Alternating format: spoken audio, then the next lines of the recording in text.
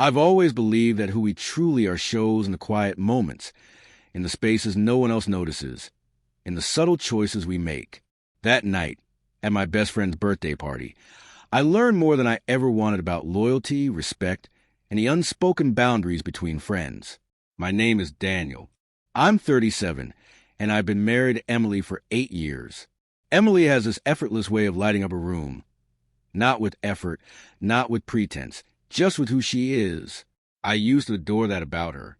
I still do, but I hadn't realized how easily admiration from others can shift into something unwelcome. The party was at Jason's house. Jason and I go way back. Same college football team, same dorm, best men at each other's weddings. The kind of friend you don't second guess. So when he invited us, I didn't hesitate. We expected nothing more than laughter, familiar stories, too much food, and music that was just a bit too loud for people our age. At first, it was exactly that. But as the night went on, I started noticing small things, the kind you try to ignore because acknowledging them means something is wrong. Jason kept gravitating toward Emily, not casually, not innocently. His eyes lingered too long. His laughs leaned too close. His hand brushed her arm in ways that were deliberate. Not once, not twice, but repeatedly. I tried to tell myself I was imagining it. I didn't want to be the jealous husband, the guy who turns harmless interactions into drama. But then I saw him lean in and whisper something that made Emily look away, her smile faltering into discomfort. That was when the air in my chest grew tight. I stepped away for a moment, went to the kitchen, poured a drink I didn't even want. I wasn't angry, at least not yet. I was observing. Anger is fire, uncontrolled. It burns everyone, including yourself. When I returned, Jason was showing Emily old photos on his phone. Pictures from before she and I were married, nights I barely remembered. Then he said, "Danny used to chase every girl in college, but none of them were as pretty as you." Wrapped as a compliment. It carried a sharp edge, meant for me to hear. Emily stepped back, visibly uncomfortable. He didn't notice. Or maybe he didn't care. I watched for a few seconds, long enough to decide who I wanted to be. I approached him with a calm I didn't entirely feel. Jason greeted me with that loud, friendly grin he always wore when he wasn't thinking about consequences.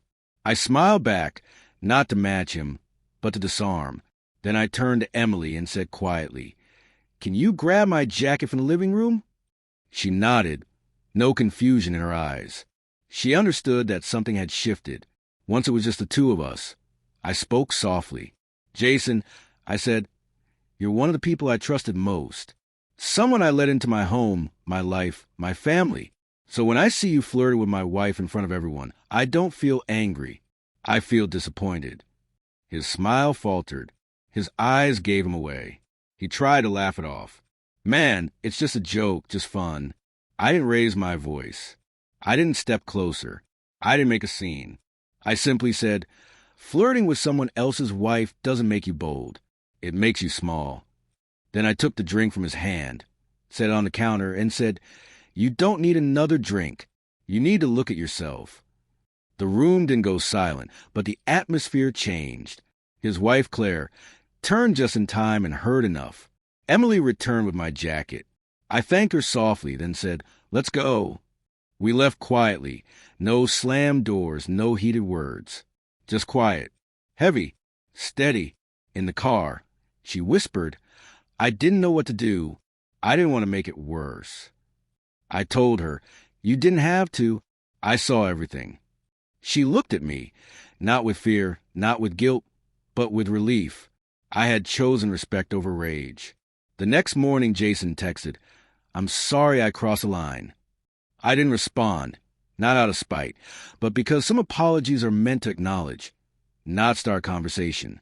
A week later, Claire called Emily.